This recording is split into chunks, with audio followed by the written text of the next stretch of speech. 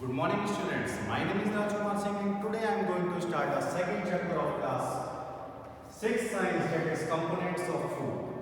Food की हमने बात करी थी फर्स्ट चैप्टर में कि फूड की हमें ज़रूरत क्यों होती है, why we need to eat food. हमें अपनी डेली लाइफ में बहुत सारी एक्टिविटीज़ परफॉर्म करने पड़ते हैं, उनके लिए हमें एनर्जी की नीड होती है और वो एनर्जी हमें कहाँ से मिलती है, फूड से। हमने न्यूट्रिशन की बात करी थी, तो न्यूट्रिशन में हमने ये पढ़ा था the process of taking nutrients from food. एक ऐसा प्रोसेस जिसमें हम फूड से न्यूट्रिएंट्स को अपनी बॉडी में लेते हैं, उसे हम बोलते हैं न्यूट्रिशन। और न्यूट्रिएंट्स की मैंने बात करी तो न्यूट्रिएंट्स में मैंने काफ़ी सारी चीज़ें बताई थी, जैसे कि carbohydrate, fats, vitamins, minerals, water, ये सब क्या होते हैं हमारे न्यूट्रिएंट्स, और ये कहाँ पाए जाते हैं, फूड्स के अंदर। तो बात करेंगे आज हम कंपोनेंट ऑफ फूड की। कंपोनेंट ऑफ फूड हमारी बॉडी के लिए बहुत ही ज़्यादा इंपॉर्टेंट है, बहुत इंपॉर्टेंट रोल प्ले करते हैं। तो वन बाई वन हम इसे डिस्कस करते हैं। वेरियस कंपोनेंट ऑफ फूड में अगर हम बात करें तो food contain special component, food contain special component, food contains special components called nutrients. जो हमारा फूड होता है उसमें स्पेशल कंपोनेंट्स पाए जाते हैं जिनको हम बोलते हैं न्यूट्रिएंट्स। इन कंपोनेंट्स को हम क्या बोलते हैं, न्यूट्रिएंट्स। अब बात करते हैं कंपोनेंट होते कौन से, किस किस तरह के कंपोनेंट हो सकते हैं। तो first one carbohydrate, second one fat, third vitamins, fourth minerals, fifth water, six protein, etcetera. ये हमारे होते हैं कंपोनेंट ऑफ फूड। क्या बोलते हैं इनको, कंपोनेंट ऑफ फूड्स। अब अगर हमारे फूड के अंदर ये सारे कंपोनेंट प्रेजेंट हैं, जो हम डाइट ले रहे हैं उसके अंदर ये सारे कंपोनेंट अगर प्रेजेंट हैं, तो हम बोल सकते हैं कि हम एक बैलेंस डाइट ले रहे हैं। अगर ये सारे कंपोनेंट प्रेजेंट हैं तो हम बोल सकते हैं कि हम कौन सी डाइट ले रहे हैं, बैलेंस्ड डाइट। एक बैलेंस डाइट के अंदर ये सारे कंपोनेंट होना बहुत जरूरी है और हमारी बॉडी के लिए भी बहुत ज्यादा इंपॉर्टेंट रोल प्ले करते हैं ये सारे कंपोनेंट्स। अब वन बाय वन हम कंपोनेंट्स को डिस्कस कर लेते हैं। कार्बोहाइड्रेट्स, कार्बोहाइड्रेट्स की बात करें तो ऐसा कंपोनेंट है फूड का जो हमें एक इंस्टेंट एनर्जी प्रोवाइड कराता है हमारी बॉडी को। जैसे कि हमारी बॉडी में क्या होता है, मान लीजिए ये फैन है, अब इसको वर्क करना है, इसको चलना है, ठीक है। अगर ये आपको हवा देगा, चलेगा, तो उसके लिए इसको एनर्जी की नीड है। तो इसको एनर्जी कहाँ से मिलती है, इसको एनर्जी मिलती है इलेक्ट्रिसिटी की फॉर्म में। किस फॉर्म में, इलेक्ट्रिसिटी। तो हम बोल सकते हैं electricity is a source of energy. वैसे ही हमारी बॉडी को जो वर्क करने होते हैं, काफी सारे एक्टिविटीज परफॉर्म करनी होती है डेली लाइफ में, तो उसके लिए हमें जरूरत होती है फूड की। अब वो फूड जो हम खाते हैं, उस फूड में ये जो कंपोनेंट होते हैं, इन्हीं से हम एनर्जी अपनी बॉडी में लेते हैं। कार्बोहाइड्रेट एक ऐसा कंपोनेंट है जो हमें इंस्टेंट एनर्जी प्रोवाइड कराता है। कार्बोहाइड्रेट जैसे कि मान लीजिए आपने शुगर, चीनी का पानी पी लिया, ठीक है, शुगर वाटर सॉल्यूशन आपने पी लिया, तो आपकी बॉडी में एकदम इंस्टेंट एनर्जी प्रोवाइड हो जाती है। चावल खा लेते हैं हम, ठीक है, तो हमें इंस्टेंट एनर्जी उस समय मिल जाती है, ठीक। तो कार्बोहाइड्रेट को हम अगर डिस्कस करते हैं, जो आपकी बुक में लिखा हुआ है, A car or any vehicle require fuel to run। अगर हम कार और किसी भी व्हीकल्स की बात करें तो उनको चलने के लिए, रन करने के लिए एक फ्यूल की नीड होती है। जैसे कि हमारी बॉडी को नीड होती है एनर्जी के लिए फूड की, वैसे उनको भी नीड होती है किसकी, फ्यूल की, petrol, diesel and CNG so on, ठीक। उसके बाद ये कह रहा है most essential needed for our body. हमारी बॉडी के लिए जो ज्यादा जरूरी चीज है वो क्या है, कार्बोहाइड्रेट, ठीक है। अब कार्बोहाइड्रेट एक ऐसी चीज होती है जो बहुत ही इजीली डाइजेस्ट हम लोग कर पाते हैं, बहुत ही जल्दी हम उसे, हमारी बॉडी डाइजेस्ट कर लेती है, ठीक है। They provide energy to our body so that we are able to perform various activities. ये हमारी बॉडी को एनर्जी प्रोवाइड कराती है और हम लोग डेली एक्टिविटीज जो हम अपनी लाइफ में परफॉर्म करते हैं वो आराम से कर सकते हैं। Carbohydrate are called energy giving food. ये क्या होते हैं, हमारे energy giving food. Carbohydrate energy giving food. बात करते हैं हम स्टार्च, इसका एग्जांपल हो सकता है, एंड शुगर। ठीक है, अब हमारे बहुत सारे ऐसे फूड हैं जो हम डेली लाइफ में खाते हैं, डेली जिसको हम खा रहे हैं फूड को, उसमें स्टार्च की मात्रा या फिर शुगर की मात्रा हम बता सकते हैं किसमें। जैसे आलू, पटेटो अगर हम खाते हैं, अपनी डाइट में लेते हैं, तो उसमें भी शुगर की मात्रा होती है। ठीक है, और बाकी मिठाई हो गई, काफ़ी सारी और चीज़ें होती हैं, उनमें भी क्या होता है, जैसे स्वीट पोटैटो ले लो, उनमें भी क्या होती है, शुगर की मात्रा होती है। कार्बोहाइड्रेट, उसके बाद बात करते हैं सोर्सेस की। Sugar is present in fruit, apple, orange, mango, milk, honey, sugar cane, starch is present in potato, rice, wheat and etcetera. अब फ्रूट्स की बात करें, फ्रूट्स भी हमारे फ्रूट्स में ही तरह से इन्वॉल्व है। फ्रूट्स में आप ले लो एप्पल, मैंगो, ग्रेप्स, तो इनमें भी क्या होती है, शुगर की मात्रा प्रेजेंट होती है। ठीक, उसके बाद बात करते हैं प्रोटीन की। अब प्रोटीन भी एक ऐसा कंपोनेंट है फूड का जो हमारी बॉडी के लिए बहुत ज्यादा जरूरी है। अगर हम बात करें प्रोटीन की, तो प्रोटीन हमारी बॉडी के लिए बहुत ही इंपॉर्टेंट कंपोनेंट है फूड का। आपको क्या ये पता है कि हमारी बॉडी के अंदर कितना प्रोटीन होना चाहिए? हमारी बॉडी का जितना भी वेट होता है, जितना भी मास होता है, मान लीजिए आपकी बॉडी 50 केजी मास है। कितना है? 50 केजी मास है। तो आपको 50 ग्राम प्रोटीन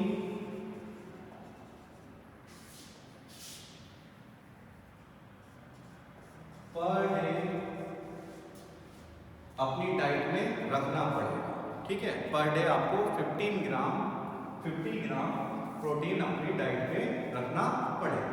ठीक है, अब प्रोटीन जो होता है वो आपको पता है, जैसे कि हम लोग एक्सरसाइज करते हैं, जिम वगैरह जाते हैं, तो जिम वाले लोगों के लिए जो होता है प्रोटीन बहुत ज़्यादा जरूरी है। तो प्रोटीन लेने के लिए वो लोग क्या करते हैं, प्रोटीन आप देखते हैं सोया बीन्स आती है, ठीक है, उसमें भी प्रोटीन की मात्रा सबसे ज़्यादा होती है। और फिश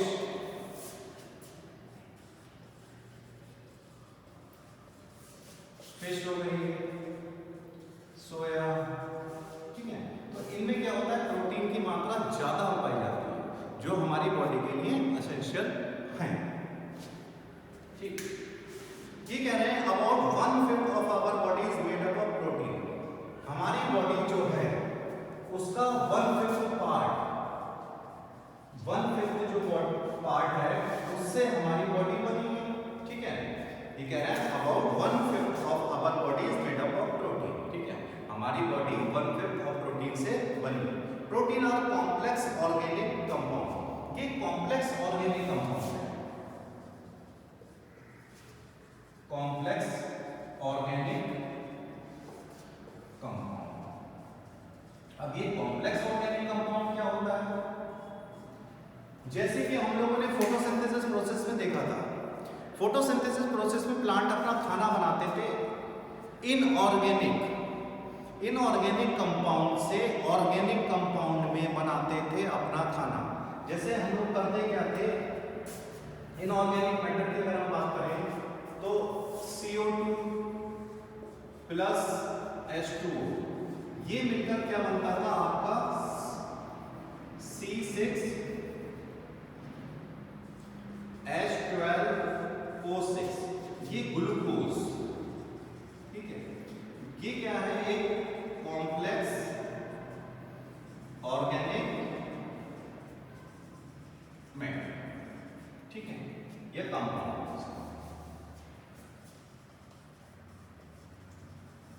ठीक, ये कॉम्प्लेक्स ऑर्गेनिक कंपाउंड है। और बाकी अगर हम CO2 की बात करें या फिर H2O की बात करें तो ये क्या है, in organic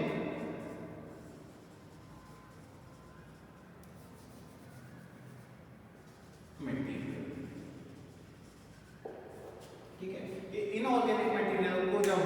might be in the presence of sunlight and chlorophyll, it will gives out complex organic compound that is glucose C6H12O6.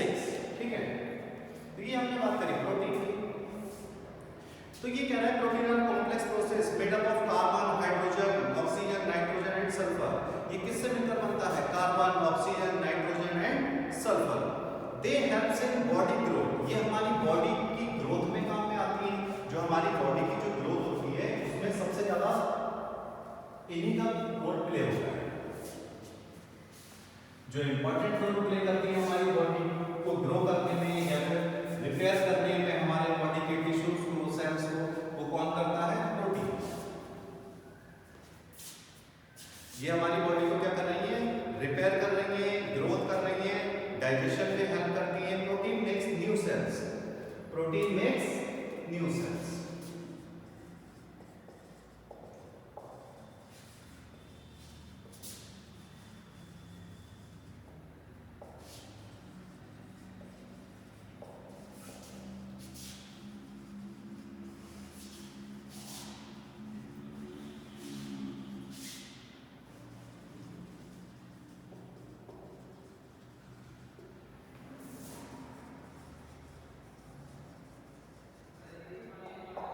ठीक है, ये क्या करती है? नए सेल्स को बनाती है और ये हमारी बॉडी को ग्रो करती है और रिपेयर करते हैं हमारे टिश्यूज को।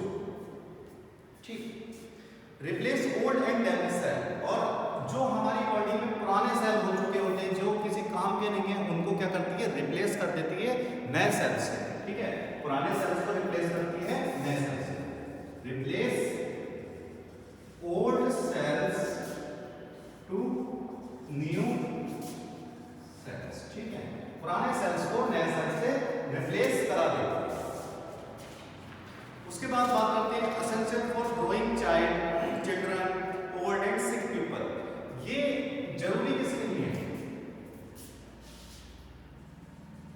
एसेंशियल फॉर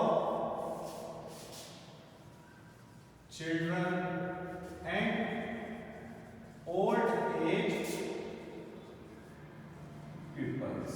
ठीक है, ये छोटे बच्चों के लिए या फिर हमारे जो घर के बुजुर्ग होते हैं, जो बड़े लोग होते हैं, ओल्ड एज वाले, उन लोगों के लिए बहुत ज्यादा जरूरी है।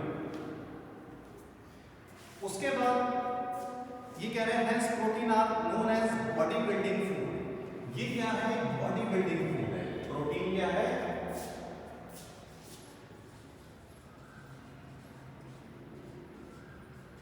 बॉडी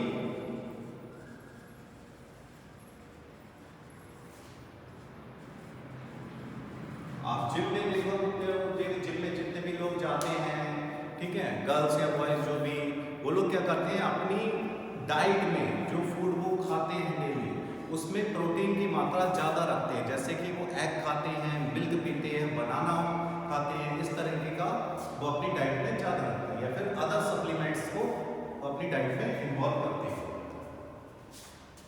अब प्रोटीन की हम बात करें, in additional to carbohydrate, protein also gives us energy. Protein भी हमें एनर्जी प्रोवाइड कराता है जैसे कार्बोहाइड्रेट कराता है। So it is also known as tertiary source of energy. ये क्या होता है? टर्सरी सोर्स ऑफ एनर्जी भी बोल सकते हैं इसको। हम क्या बोल सकते हैं? Tertiary source of energy. जैसे हमारी बॉडी में कार्बोहाइड्रेट हेल्प करता है, वैसे प्रोटीन भी हेल्प करता है। अब sources of protein, sources of protein में अगर हम बात करते हैं कि प्रोटीन के सोर्सेज क्या हैं,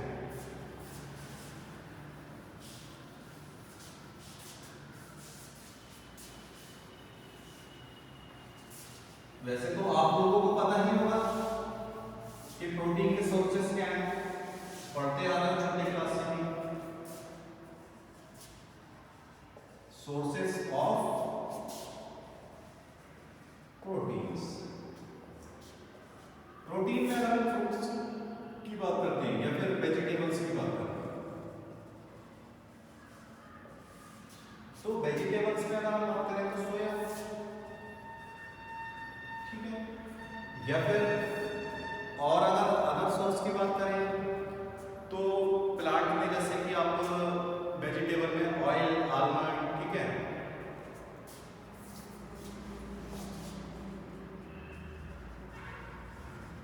या फिर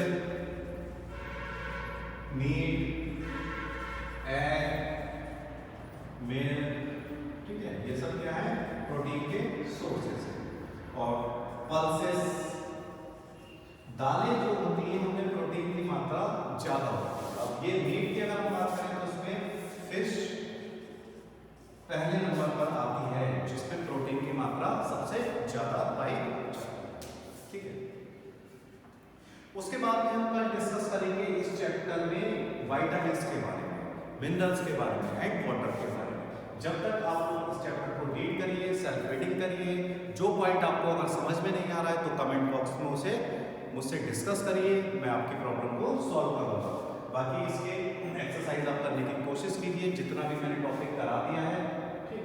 बाकी कल हम इस चैप्टर को कंटिन्यू रखेंगे। बाकी आप लोग चैनल को सब्सक्राइब करिए, लाइक कीजिए। Thank you so much.